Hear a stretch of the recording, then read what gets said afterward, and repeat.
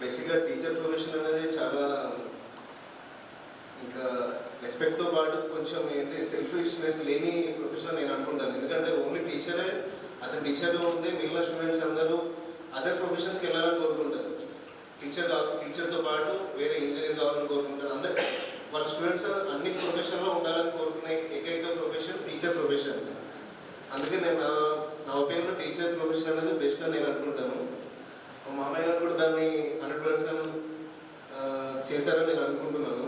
యాక్చువల్గా తను విజయం సాధించిందంటే నేను 3 కారణాలని అనుకుంటున్నాను. ఫస్ట్ది విజ్ఞానం, సెకండ్ది వివేకం, తర్వాత విలువలు.